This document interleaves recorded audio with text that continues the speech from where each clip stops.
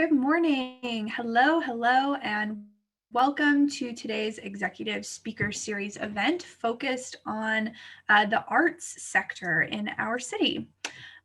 This is actually the 56th Executive Speaker Series event. I can't say anymore that it's our first virtual one. It seems like this is going to be the way we do these for a while, but I'm so glad that you're all here to hear from our panel today. First, I have a few webinar logistics for you. If you need any help during the webinar, you're going to use the chat box down at the bottom, and Hannah or I with the chamber can assist you. If you have any questions for our speakers as we're going through, we'll have about 15 minutes set aside at the end of the program for attendee questions. So if you have any questions, use the Q&A box. That's going to make it easier for us to navigate through those questions to get through as many as we can. And lastly, the webinar is being recorded today, so we'll share that out with everyone who attended after the event so you can catch up if you miss any part of the conversation. We do want to thank our sponsors. We couldn't do this webinar series without their support. So thank you to Advanced Professionals Insurance and Benefit Solutions, Business Health Trust, and our event sponsor, Bank of America. And now I welcome Shannon from Advanced Professionals to join us for a moment and share a few remarks. Great, thanks. Like she said, my name is Shannon Spencer, and I'm the Training and Advanced Manager for Advanced Professionals Insurance and Benefit Solutions, which is the wholesale benefits division of the ABD Insurance and Financial Services Company. We help trade groups and other associations, such as the Seattle Chamber, provide health insurance and other employee benefits to small to mid-sized companies throughout the state. And today as a sponsor, I'm representing the Seattle Chamber's program, the Business Health Trust, which offers medical, dental, vision, and life insurance to chamber members. Because we negotiate these benefits at a wholesale level, you could think of this like Costco. We are able to offer businesses with between 2 to 199 employees with the kinds of prices and insurance plans that are more comparable to what a larger company would have access to. This gives our region's smaller companies additional negotiating power when they're trying to hire in our competitive job market. My role here is to help you connect you with our services and to make you aware of the employee benefits available to you through the trust and your membership. And again, my name is Shannon Spencer, and I'm the Training and Events Manager at Advanced Professionals, here representing the Business Health Trust, which offers employee benefits to small and mid-sized companies that are members of the Seattle Chamber. Thanks. Thank you, Shannon, for sharing that. And again, thank you to our sponsors for their support.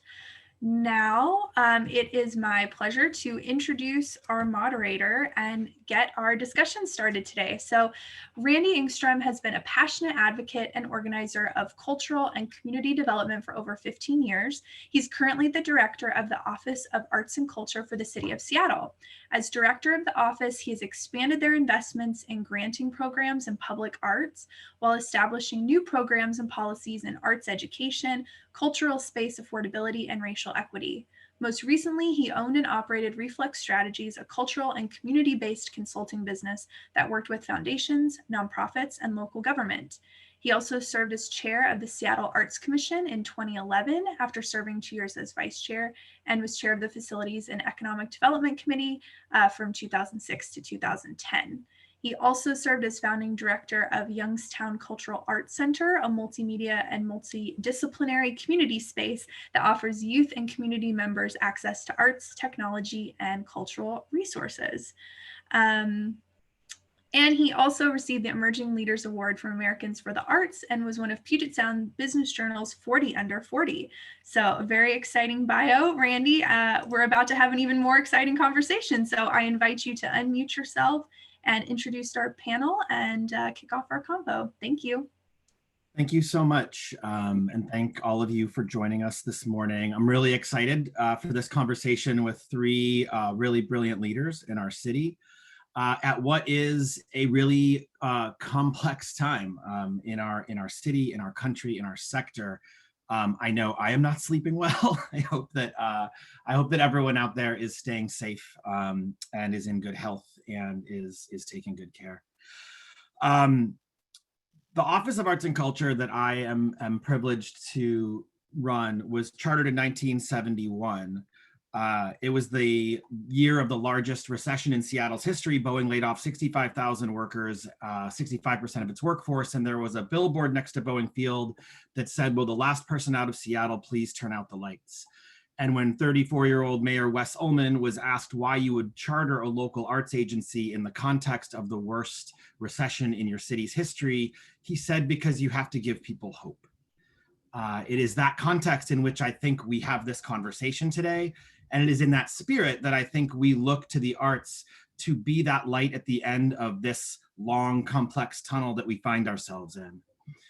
You know, as we all know, I think Seattle was the first city, the Seattle region was the first region to experience a fatality from COVID-19. That was on February 29th. By March 9th, we were staring down a gathering ban from the governor of 250 people or more. By the following Monday, the 16th, we had shut down pretty much everything. And I think, as everyone on this panel knows, and probably everyone on the call knows, that essentially shut down the creative sector overnight with no time to prep. And that was pretty devastating. Obviously, it had tremendous economic consequences. And so as our community wrestled with both an economic and a public health pandemic, we then experienced the murder of George Floyd in Minneapolis. And we found ourselves in yet another pandemic, grappling with our history of racism and in a civil rights reckoning that joined the economic crisis and the public health crisis. And it's in all of that context that we are having this conversation today. Because while we are experiencing incredible loss and hardship, there has also never been a time where arts and culture has played a more powerful role in bringing communities together, in fostering empathy and connection, in creating hope for what a better future could be. And as we as a sector look to not only recover our organizations, but recover and heal and restore our communities, to reimagine what our city and what our agencies could be like, I look to artists, I look to the cultural sector to paint the picture, to write the score, to tell the story of what we could be on the other side of this crisis. And our office has been investing in the creative community, in artists, in cultural institutions for 50 years, and every single person on this panel today leads an agency that's been with us from day one. I will introduce them one at a time and also ask them a question. That question is going to be to briefly describe your organization and how that organization has been affected by COVID. Just, small question, probably no big deal. We've all been dramatically impacted by COVID. And I'm going to start with Amada Cruz. I think actually I was going to say the newest kid on the block, but I think Michael actually has you beat. I think Michael is the newest, followed by Amada, and Krishna is the veteran of the group. Amada Cruz was named the Ilse Bell Nordstrom Director and CEO of Seattle Art Museum in September of 2019, a simpler time. Born in Havana, Cuba, Cruz studied art history and political science at NYU. Her first museum position was as a curatorial intern at the Solomon R. Guggenheim Museum in New York, where she subsequently worked as a curatorial assistant.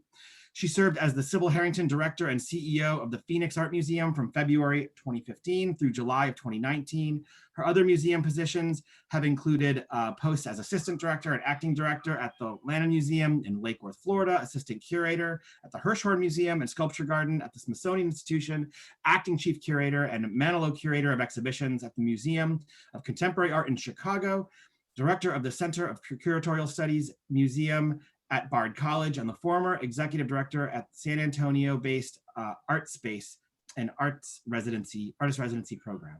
Please join me in welcoming Amada Cruz. And Amada, could you please tell us a little bit about what SAM is doing and how you are being impacted by the moment that we're in?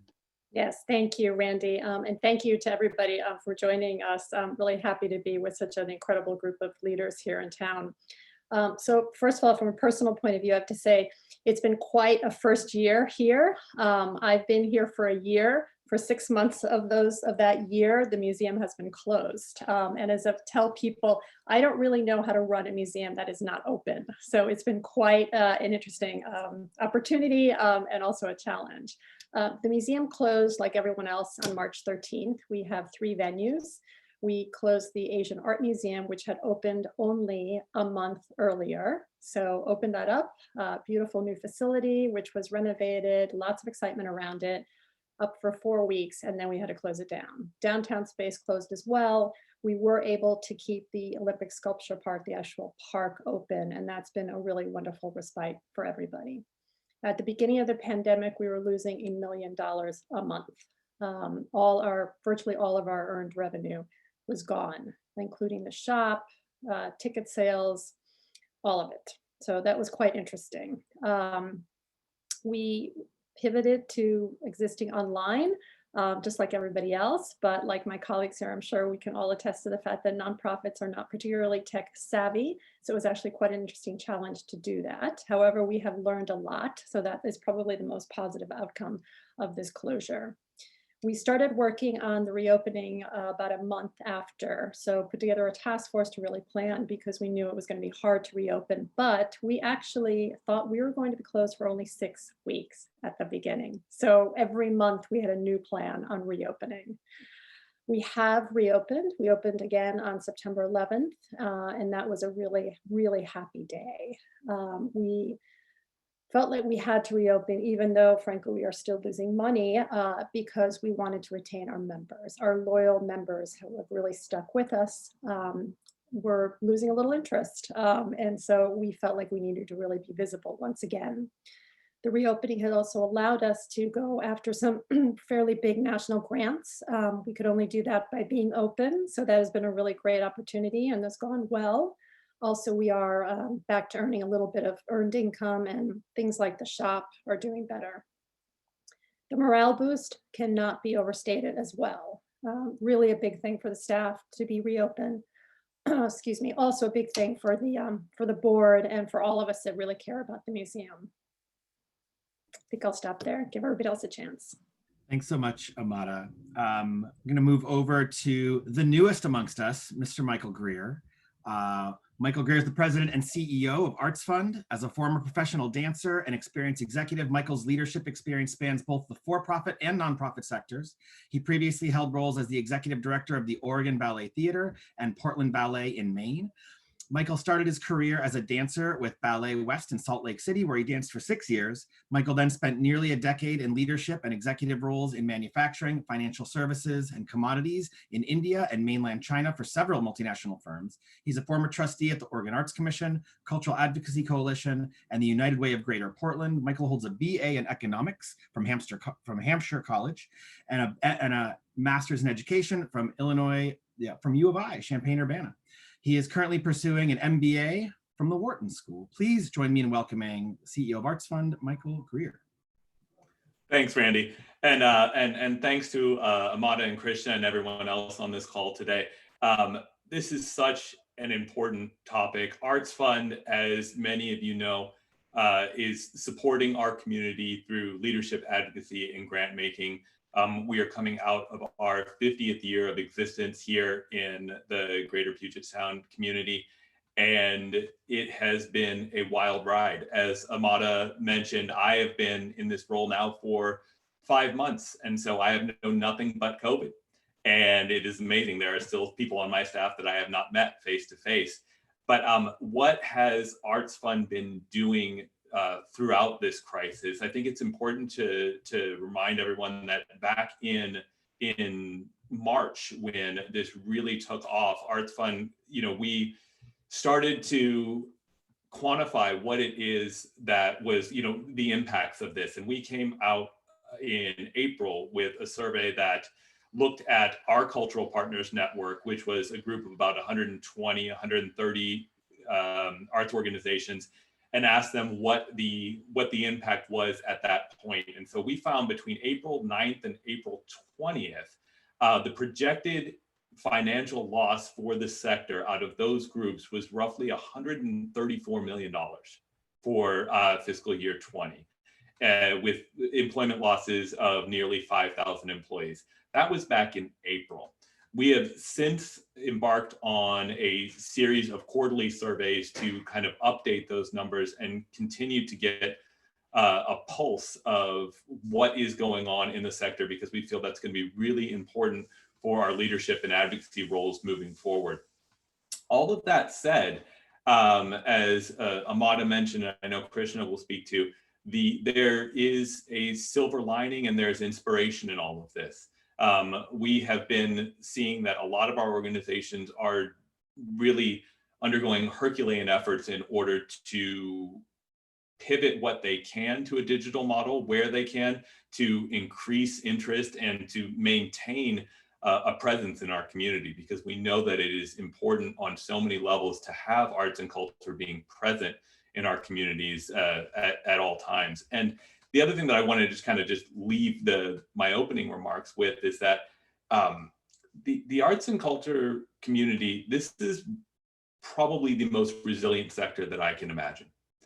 This sector has been around in much the same way, people gathering to, have a shared experience for hundreds and hundreds of years through some really trying times.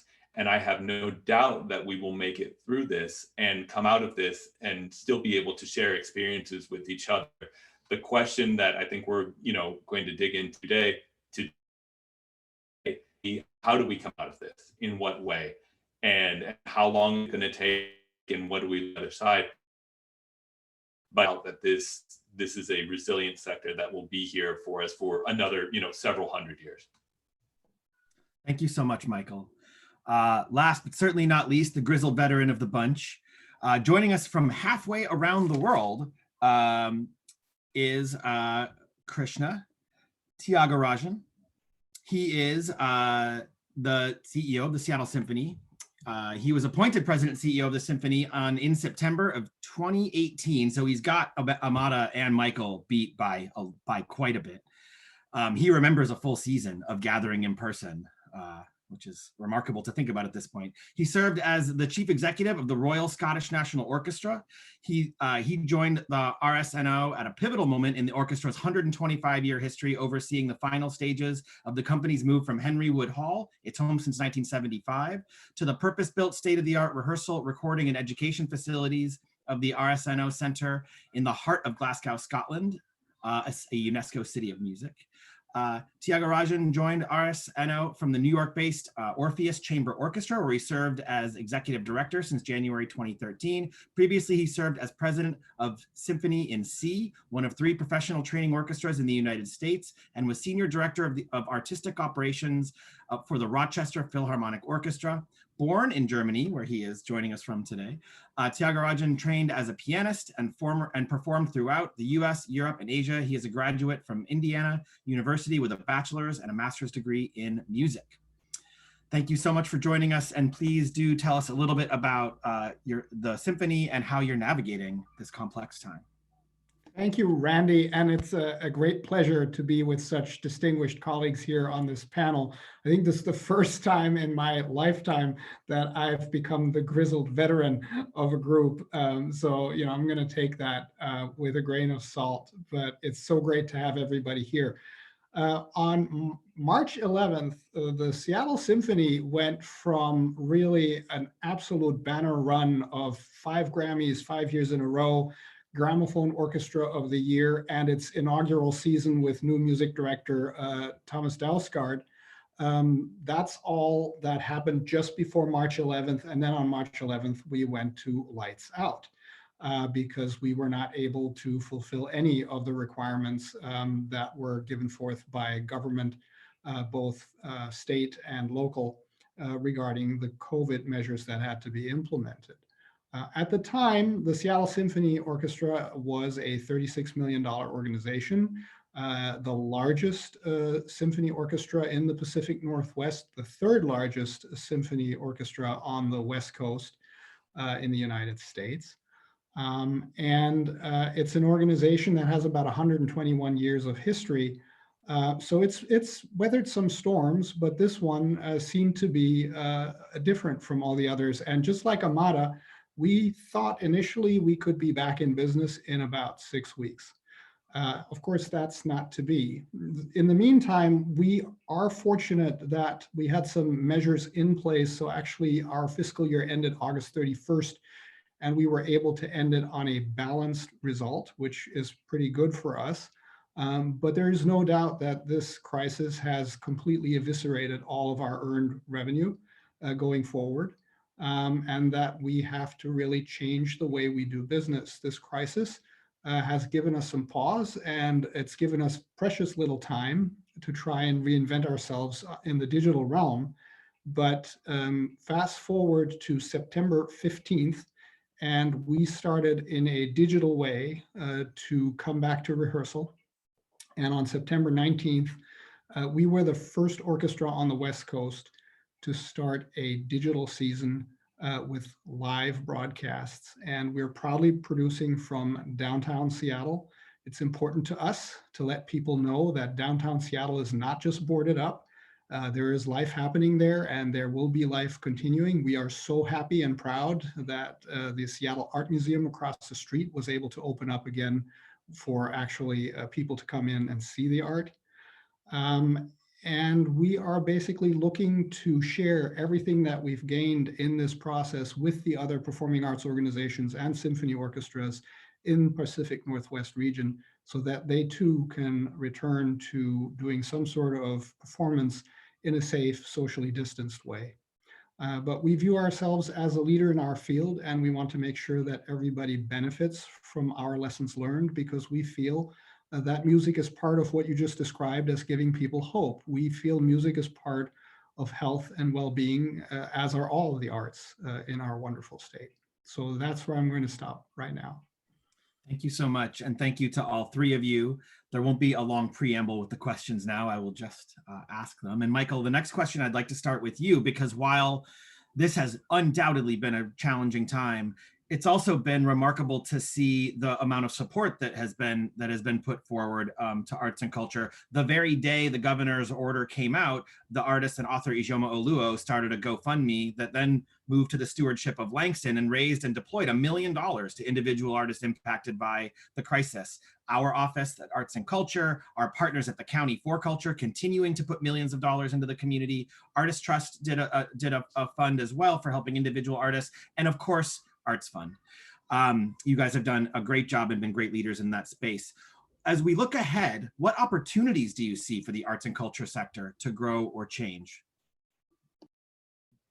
Thanks, Randy. And I do also want to acknowledge all of the support that the sector has seen since the beginning of the pandemic, including all of our fantastic supporters through Arts Fund that allowed us to really come in with that $5.5 million in support for the sector when it needed it the most.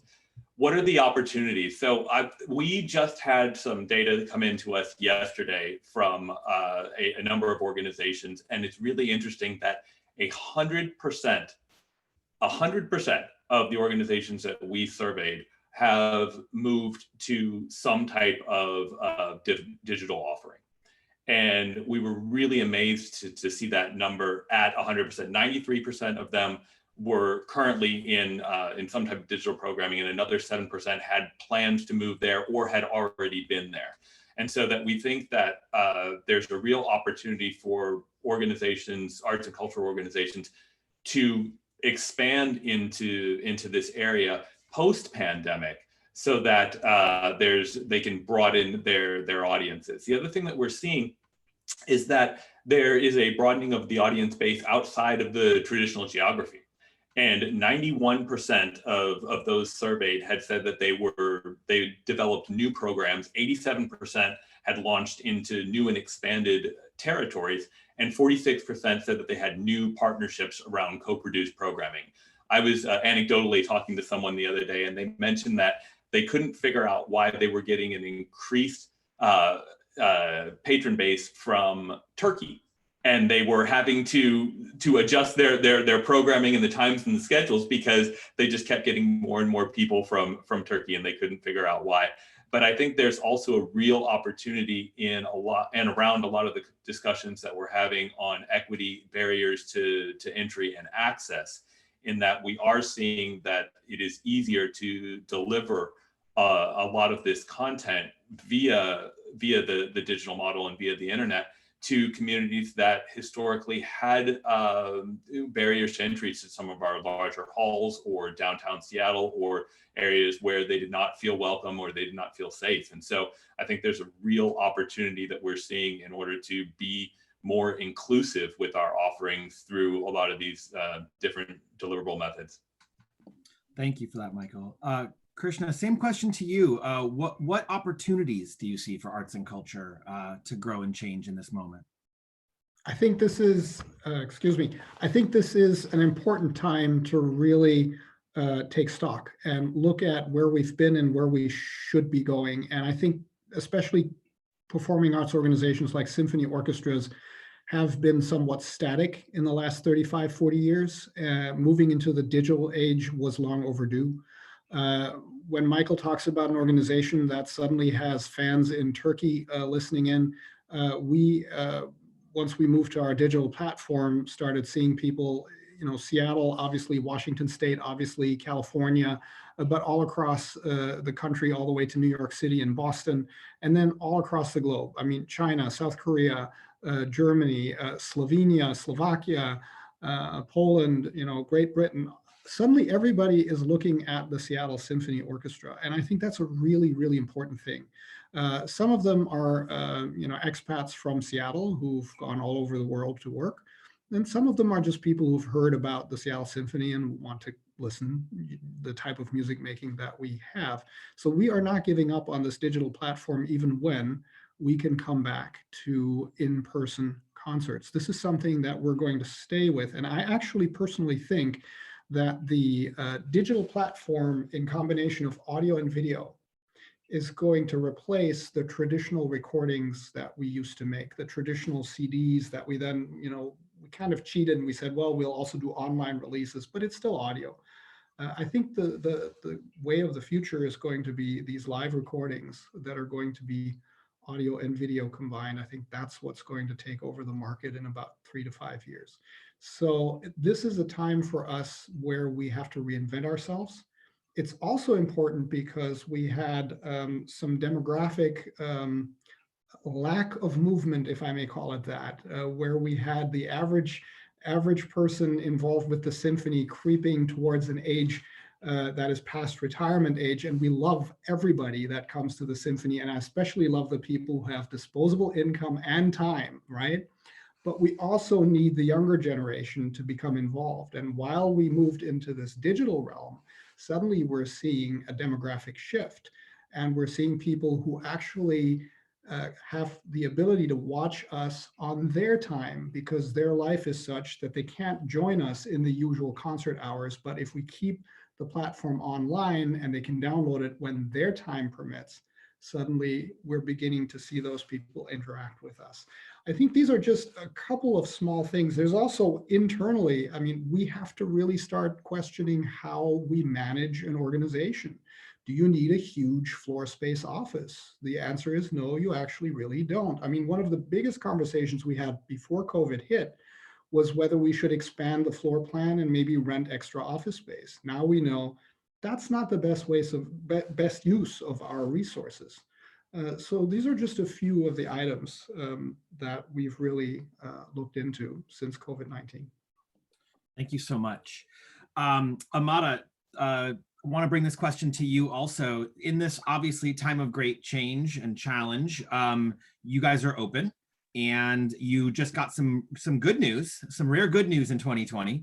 A new investment, not just to you, but to I think to all of us, or to many of the folks on this panel.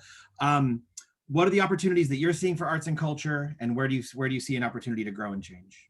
Yeah, so I won't go into the details because everyone's pretty much covered it, but absolutely, we've seen a lot more sort of internationalization of our audience thanks to all the online programming, where we used to get, let's say, 200 people for a lecture. We now have 450 people. It's quite extraordinary. So we love that. That will continue. But the opportunities, yeah, what Krishna says, I think is very true. One of the opportunities is really to just sort of take a pause and think about what kind of organization we want to be going forward. What is our communities? What are the needs of our community coming out of this pandemic, and how can we serve our community? The mission of the Seattle Art Museum is to connect art to life. And I love that mission because it means we're not an ivory tower. We are out there to serve you. We want you in the museum, either virtually or physically. So that connection is really important. And it was frustrating not to be able to serve that mission so directly. So how can we do this now when we're only allowed to be open at, let's say, 25% capacity, right? So we really need to rethink what our relationship is with our audience. And those are that's about short-term strategies, but also about long-term vision of what the organization needs to do. The other opportunity that we just got with this wonderful news of funding to get us through some of these challenging, financially challenging times, but also we just got a grant which will allow us to buy works of art by artists, emerging artists, new voices, BIPOC artists, and that's a really incredible opportunity for us. We're really thrilled about that. Thank you so much. I want to stick with that topic for just a second. Krishna, you talked about the sort of demographic challenges that had been sort of inherent to the sector for a while, and Amada just referenced being able to take some of this new money and make additional investments in new BIPOC communities. As we look forward, I think racial equity is something that our city and our sector have worked hard at for some time. Equity and access can be an opportunity for BIPOC communities in the reimagination of our city and our sector. How can this change the industry? How can this change the way we do our work? What opportunities do you see? And how can our cultural sector lead the way for the kind of city that we want to see on the other side of this crisis?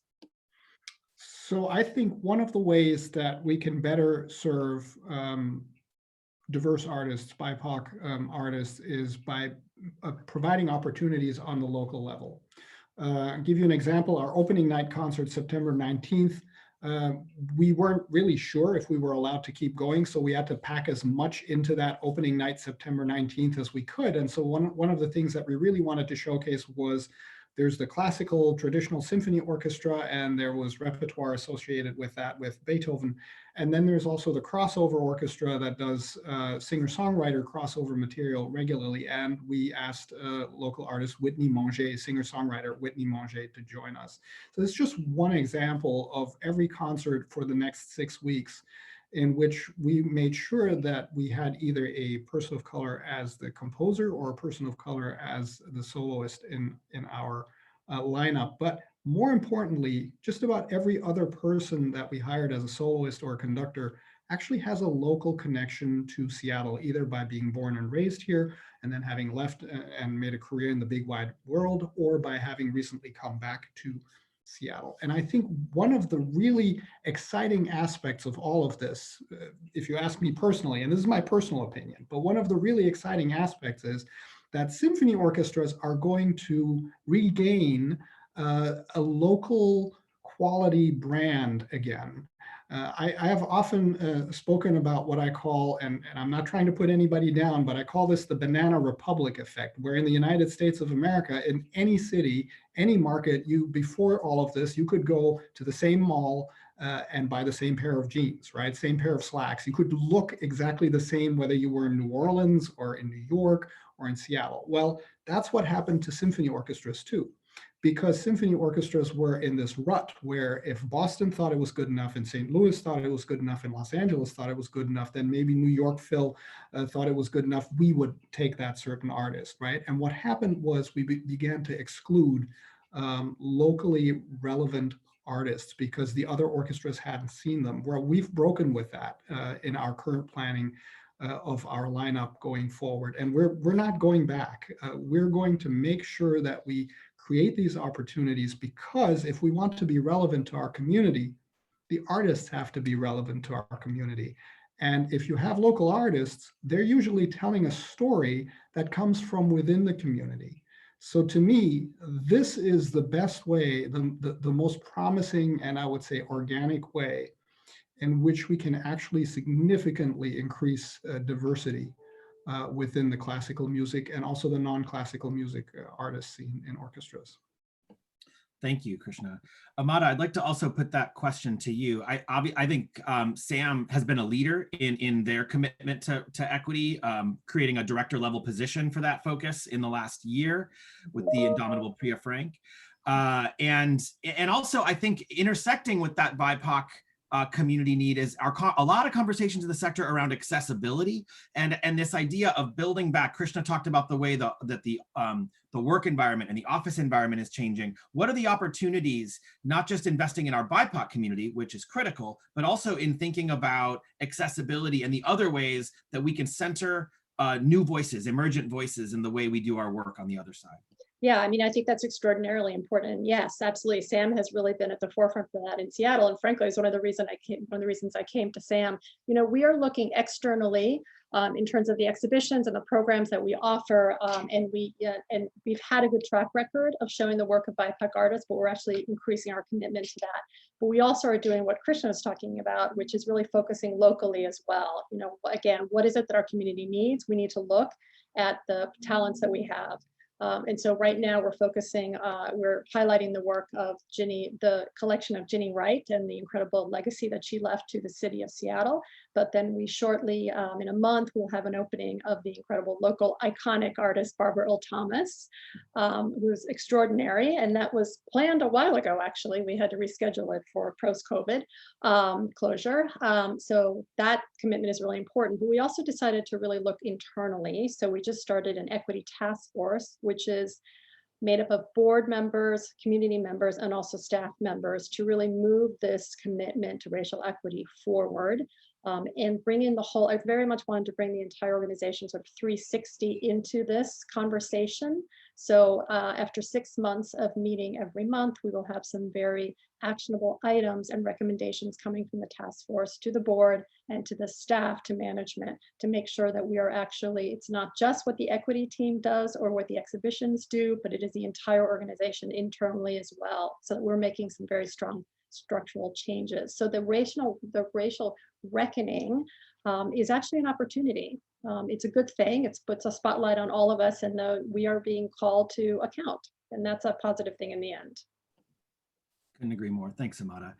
Michael, I know that this is also a topic that Arts Fund has really tried to take on in recent years and in recent months. Can you talk a little bit about the opportunities you see for Arts Fund to center BIPOC communities in a way that can grow and be a strategic opportunity for your organization?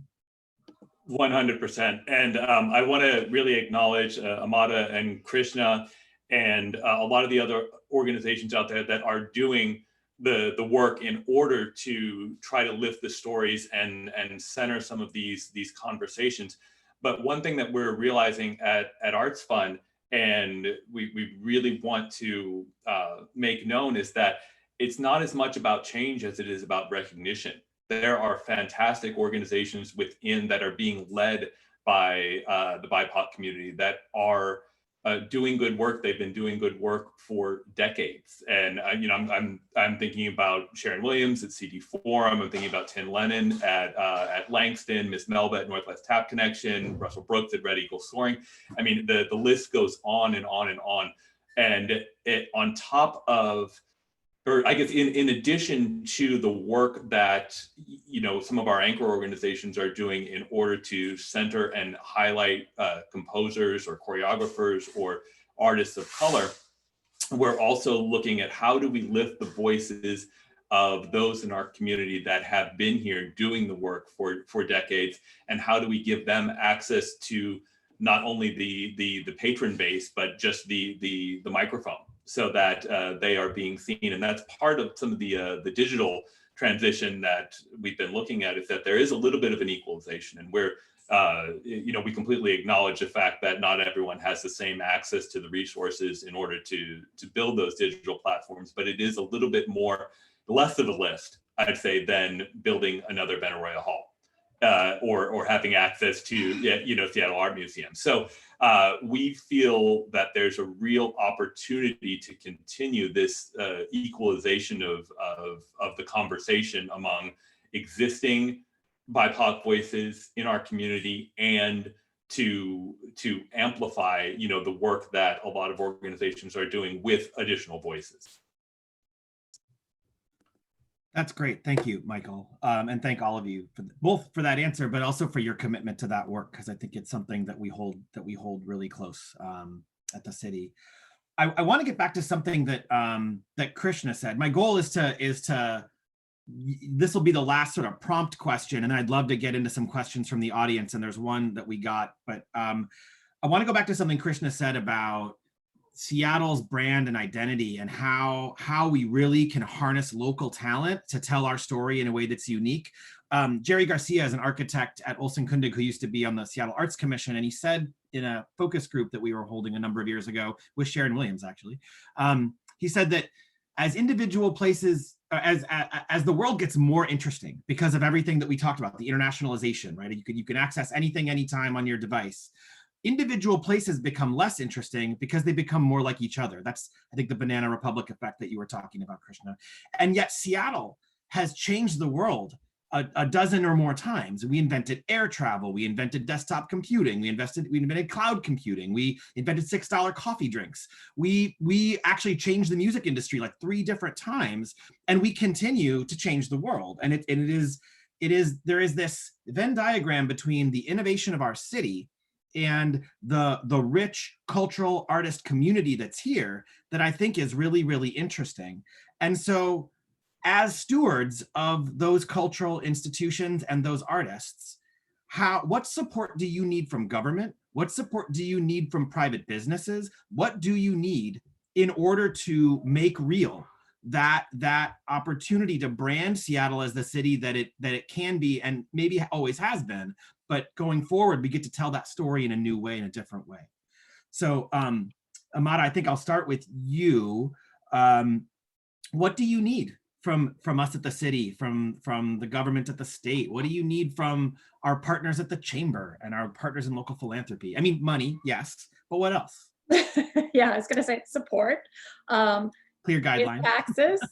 Raise taxes a little bit to support all of our organizations. That would be really, really powerful. Absolutely. No, but I love this idea of the focusing on the local and the tradition of openness and innovation in Seattle is obviously really important. So one of the things that I think that goes unsaid is, the sort of moral support that you get, that you need as the leader of an organization to new ideas and trying something different that maybe you don't see in New York and you don't see in other major cities. So that kind of, sort of acceptance of something new and something untried is really what spurs innovation. And that is a very important attitude in the city. And I think that's something that we all absolutely need. But seriously, no joke aside, what we really all need is funding. There are very little sources of funding at the federal level for any of our organizations. We all know that. Sadly, there's not a lot of money in the state level as well. And so that's really what we need, that kind of support.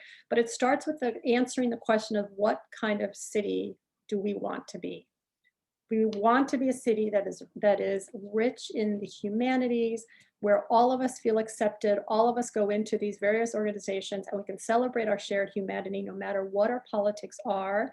We need to have that. Every great city has a great symphony, has a great museum, has all these cultural organizations. So that is the first question. What kind of city do we want to be? What kind of state do we want to be?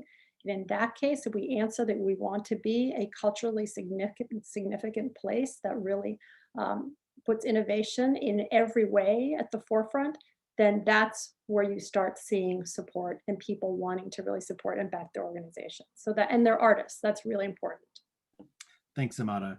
What if infrastructure could also mean our cultural sector? What if the investment in the infrastructure of our communities could mean the things that matter to us on a social, emotional level? Krishna, what do you feel like you need from the city, from the business community, from local funders? I think everything that Amada says is true, and I'm going to say, we actually need investment, financial investment, but what we also need, which comes before financial investment, is full buy-in, that the creative sector in Seattle is actually fundamental to Seattle being one of the world cities, right? If you think about it, the creative sector is more than just the nonprofit sector. The creative sector expands into architecture. It expands into any kind of writing. It expands into any kind of dreaming, planning, thinking. As you mentioned, this is the city that maybe not invented air travel, but revolutionized air travel. This is the city that maybe not invented computing, but revolutionized personal and then also cloud computing. This is the city that didn't necessarily make it all up, but it made it all better, right? And in a way, what it needs is everybody to come together and really believe in each other and support each other. One of the lessons everybody learns that goes to business school is that if you have the most brilliant idea, but you are underfunded, your idea might not actually live, right? If we talk about aviation, jet travel was invented, passenger jet travel was invented in the United Kingdom, in Great Britain, but you're not hearing British aircraft these days carrying people anymore. In fact, right now, hardly anybody's flying, but it's Boeing versus Airbus, right? And this is because funding was found to make sure that they could dream big. And this is the other thing that I think we need. We need people to start dreaming big when it comes to the creative sector. 20 years ago, the Seattle Symphony was one of many orchestras that were in a regional classification across the United States, an excellent organization, but classified as a regional organization. In the last 10 years, it's made itself into the top 20. And in fact, just before COVID, we were clearly in the top 10 in the United States of America. And that's where a city like Seattle should be when it comes to its museums, its performing arts organizations, its school system. Everything actually, it's hospitals. This is where we are supposed to be. And so I think what I would love to see from the chamber, for instance, is a realization that the creative sector is a part of the larger economy and a very, very important part of the larger economy. Thank you, Krishna. And then finally, Michael, as you're slightly different. You're a funder versus a presenter or a producer. What does that look like for you? What does being the first Seattle and not the next LA look like from the vantage point of an arts fund? Well, I wanted to quantify a little bit of what Amada and Krishna were talking about and remind everyone at the chamber, this is a well over $800 billion industry when you're talking about the creative sector nationwide that employs over 5.3 million people. That is a sector that has significant economic impact, not just within our performance halls, but to all of these suppliers and the vendors and their vendors and their vendors. This is an ecosystem that is heavily capitalized, and there's a lot of money and a lot of employment in this, and we can never forget that there are individuals whose lives and livelihood are at stake of a collapse or a severe contraction of this industry, as would the airline industry or the coal industry or any other industry for that matter. So I think it's really important to frame it within that context as well. And to again put some numbers to this, when we distributed about $5 million, we also asked all of our recipients, what percentage of the need does that represent for you? And the answer was less than 5%. So for 120, 130 organizations just here in the central Puget Sound region, that equates to over $100 million worth of need. And if you extrapolate that nationwide, we're talking billions. We're not talking millions. And that number really aligns with the same amount of national support that we've seen in the UK and in Germany. And so this when we're talking about support, we're really talking about a large investment in the sector from our local, state, and federal politicians and authorities. But on the flip side of that, to kind of get away from the quantitative for just a second, is that, and this kind of riffs off of what Krishna was saying, it's about a narrative. What do we need from our chambers, from our local officials, and from everyone, kind of our business leaders, is to normalize this idea of arts and culture as a sector. It is not something that stands alone in a museum or in a symphony hall or even on a neighborhood cultural association. it is part of the fabric of our everyday lives in the same way that any other business would be. And so apart from the funding, apart from a lot of these legislative conversations that we're having, we also need to normalize the conversations around arts and culture as a sector and as something that is just another part of our daily lives, and stop segregating it from those conversations. I think that's really important to help drive the way that our elected officials and our decision makers look at funding or being a part of investing in the arts and culture community.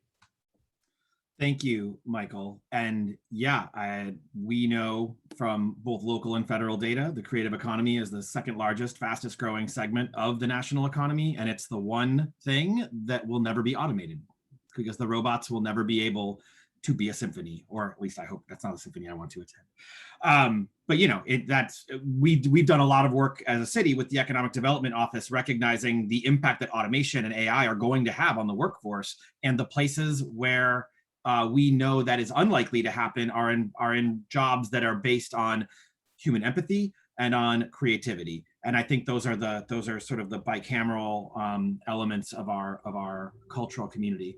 We have a couple questions from the audience. We're right on time, so thanks everyone.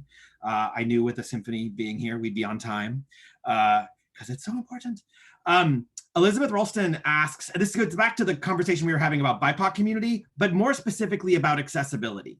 And the creative industries also contribute to a healthy community. We know that.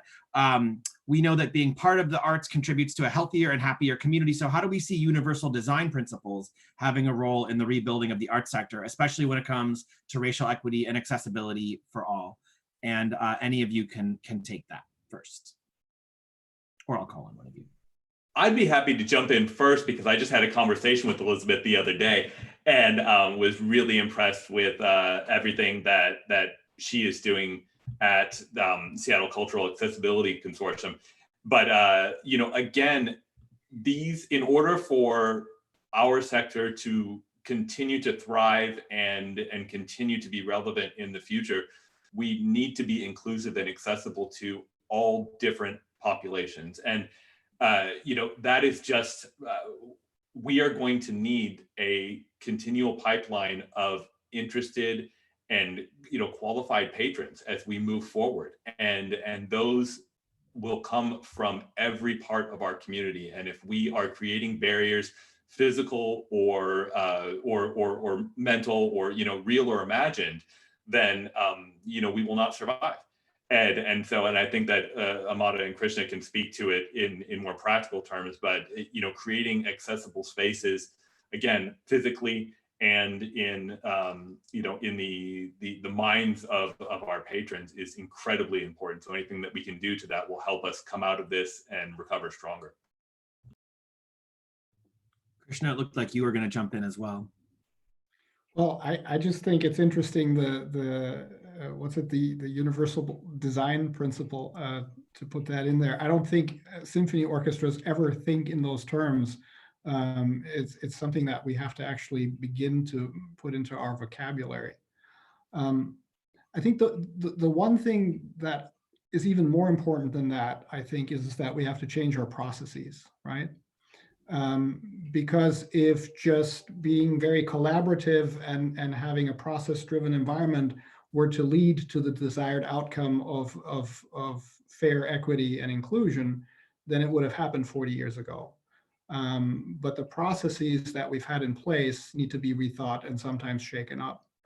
And that will allow new spaces to open up for people with different viewpoints. And I think that's really important here. If we want to have better representation, we need to be open to new viewpoints, because the idea that everybody's going to have the same group think once you open a space up is, of course, false.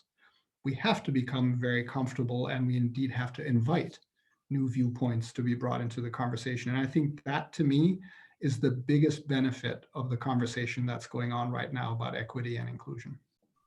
Thanks for that, Krishna. I think, yeah, both process, not just outcomes. We want outcomes, but the process really matters. And finding comfort with discomfort. We all are going to be pushed to do better and to think differently and to try new things and to take some risks. And I think that's really sage advice. Amada, anything you want to add before we jump to the next question? Yeah, I mean, the only thing I was going to add is, I mean, we're looking into that now, especially since we were closed for so long. So physically getting into the galleries and looking around and seeing what we can do to increase accessibility. But the other thing is, you know, we found out the online programs, you know, all of a sudden these barriers, physical barriers to participating in them are gone. So we have a lot of older members and even board members in wheelchairs who are thrilled that we were doing all these programs. So that was something that we just hadn't really anticipated. So lots of folks that simply can't come in person are now participating in this other way. So that's another nice surprise and something positive from the closure. Great, thank you so much. We have there's actually a pair of questions from Jennifer Rice. I'll put them together, although they are distinct. One question is just about, particularly, Krishna, you mentioned some studies, some research that you're doing, just wondering how that's going to be shared. And I would extend that also, it sounds, Amada, like you guys are having some internal questions that are going to come to some decisions that are of consequence. And Michael, you're obviously gathering and tracking the impact data. So one question is just, how are you going to share that? Where can folks go to learn the information that you are sort of interrogating within your organization? And the more specific question for Sam and our friends at the Symphony is, are you using this downtime to make long-term structural and architectural changes related to reopening? Is there any discussion about removing seats or or dealing with hallways or touchless bathrooms? Or, you know, there are short and long-term implications to the moment that we're in. Have you made any architectural changes to your facilities? And Krishna or Amada, either of you can jump in on that one. So in terms of sharing the return to business plan that we had to create, which dealt with safety protocols and hygiene protocols for our musicians to be able to come back into Benaroya Hall, we've actually shared that with the State Arts Council, which is working with the Governor's Office, and I'm very, very honored to be part of that group, working with the Governor's Office to try and make recommendations on how performing arts companies can come back to life all across Washington State. You can also just email us directly if you know of an orchestra or a performing arts company that has a question, and we will share our plans with them, obviously free of charge. If they decide to move forward, we just love a mention that, you know, they benefited from not repeating our mistakes that we made and learned in the process. We are also working with orchestras, frankly, across the country. We had the music director of the New Jersey Symphony come and do her first performance in 6 months with us just a few weeks ago. And then she said, well, wouldn't this be nice if the New Jersey Symphony in Newark, New Jersey could come back to life the way we did? So she asked us to share our protocols, and lo and behold, this week they're back to life as well. In terms of structural changes, not at this time. We're carefully assessing bathrooms and hallways and seats. I don't think we want to take seats out. I think we will be in a prolonged period of social distancing. I think people, even if there's a vaccine deployed, I think people will not feel comfortable with 2,500 sitting shoulder to shoulder. So we will leave the infrastructure in place, but we will make sure that we keep the distance. Going forward, though, I think we will begin to evaluate all of this. Keep in mind, when I mentioned that we got through the last fiscal year, which ended on August 31st for us in a balanced fashion, we did stop all capital projects in order to do that. And also, just to say this, and then sorry, Amada, I don't mean to go on for too long, but for us, the difficult period starts now. Actually, for us, the difficult period is to get through next year, to get into next summer. And the level of uncertainty as to how much audience can come and sit with us live is very high at this point. So to make any structural changes now would be premature. We need to first understand what kind of a post-COVID-19 reality we're truly going to have. Amada, how's Sam wrestling with these issues? Yeah, I mean, we have not undertaken any major physical changes, architectural changes, mostly because of the financial impact of COVID, which continues. So it just wouldn't be smart for us to do that. We have done things like moved out, changed offices in terms of furniture and, you know, that sort of thing, and closed off bathrooms. So anything that we needed to do to keep people safe right now is what we've really done. In terms of publishing things, there is information on our website in terms of the protocols that we use now. They're not incredibly, let's say, innovative. Most museums in the country are basically doing the same thing, but all the information is certainly there. And the governor's office also has that information as well. The structural changes that we're making, again, they are not architectural. They really are more about the internal culture of the organization, and also this renewed commitment or increased commitment to racial equity. That is really the important work that it's taking place right now structurally in the organization. And we will be publishing the results of that most likely online, probably not until January or February. Thanks, Amada. Michael, I wonder if there's any, if you've seen any examples of this. I think there's a number of folks who are trying to bring their programming outside. Obviously, everybody is bringing their programming online. Are there any physical changes that you're aware of that folks are making in their spaces in the Arts Fund landscape? Sure. Actually, I'll tip my hat to Krishna. I was on a call with him the other day, and he was describing the levels of HVAC system that were available at Benaroya Hall. And I believe that Germany also just passed, increased, had a large amount of funding towards arts and cultural organizations to upgrade that HVAC situation. And so I think a lot of what we're seeing are organizations asking, how can we create our spaces in a way that are as safe as possible and allow for patrons to make up their own minds on their level of comfort in these spaces. But as far as I think, just to echo Krishna and both Amada, it's a little premature for large scale changes, because the uncertainty is so great, and we really don't know what this is going to look like yet on the other side. So we're not seeing a lot in physical spaces, but we are seeing a lot in kind of the small areas of making people feel safe in the spaces that they do have. Thank you for that. We have about 10 minutes left, and we've gone through the questions that were in the Q&A. If you have one, we probably have time for one or two more. I just wanted to ask the three of you, as you reflect on the last 7 months, the chaos that it was, what is one thing you've learned that that surprised you about, and that could be about programmatic needs, it could be about resilience, it could be about anything, but what's one thing that really stood out to you, that surprised you about the last 6 or 7 months? So this is not really a surprise. It's more something I suspected, but you cannot communicate enough during a crisis. And I knew that was going to be the case, but you literally cannot communicate enough. Keeping your staff together when everybody's working from home is difficult.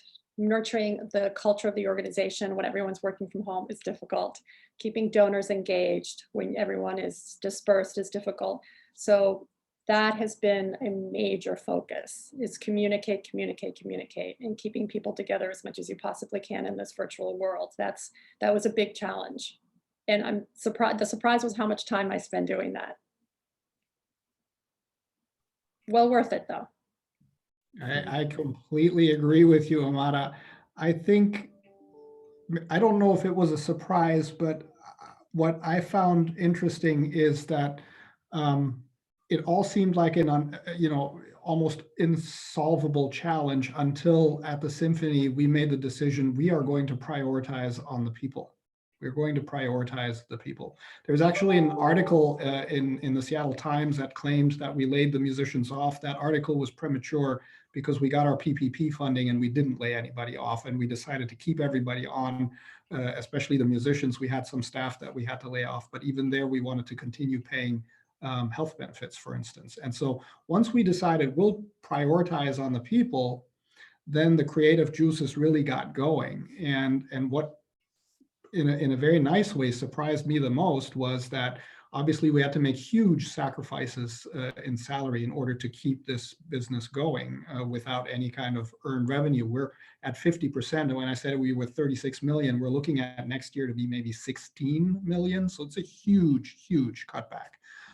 But we went out and we asked everybody if they would consider making these financial sacrifices. And the musicians are basically playing right now at 50% of scale. And you know, I don't want to abuse the goodwill there, but at some point we have to remedy that. But for now, that's what they're doing. And to me, the resiliency and the willingness to really sacrifice in order to keep the art going, maybe that's not a surprise. Maybe that's just a pleasant reminder of what's best in humanity when we're being put to the test. But that's what I would answer. Thank you. Well said by both of my colleagues here. But I'm gonna pivot the question just a little bit, because one of the things that we haven't been surprised, but it's been really interesting, is in the youth education space. That is an area that we have been really interested to see what is happening in regards to arts and culture. We're talking about the idea of a lost generation in education, and I think that is also has the risk of playing out in arts and culture. It's been interesting and it's been surprising to see how quickly a lot of those programs did go away, and how we really want to support those moving forward, so that 20-25 years from now, we don't end up with a generation that had even less access to arts and culture as youth than we currently have and that we're currently facing.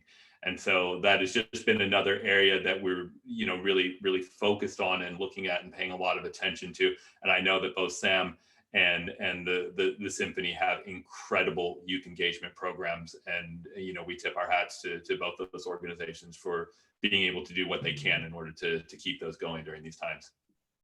Thanks, Michael. Amada? Sorry, what was the question?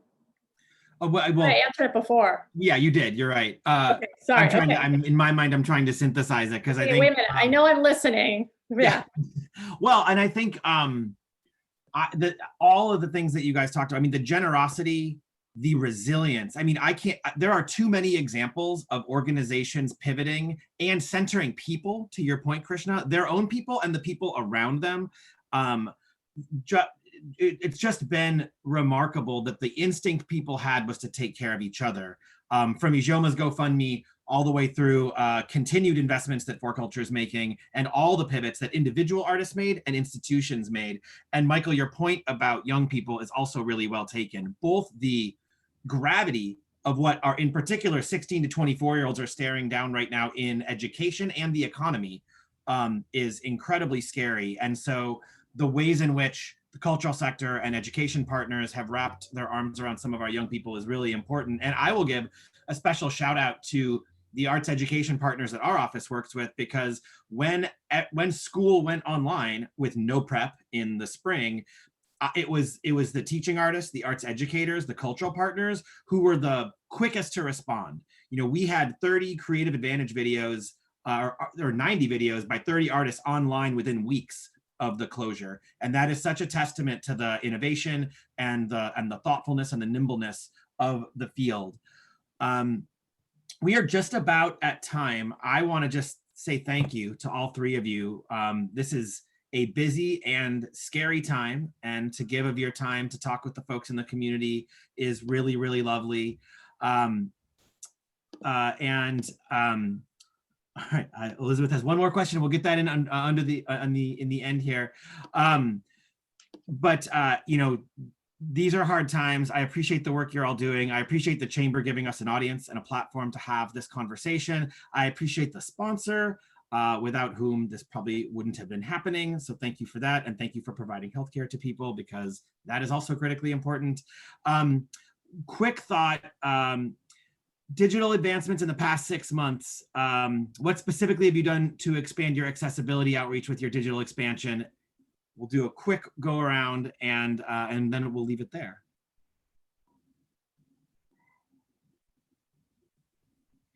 I'm not completely sure what the question is, but in terms of our digital programming, there's a lot of it. Most of it is actually for free online. And so it's pretty much open to anybody who wants to go on the website and check it out and participate. There are a few things that are only available to members, but honestly, most of it is just out there.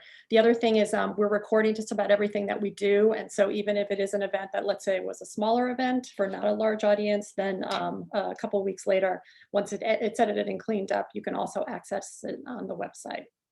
Perfect. Thank you. Michael?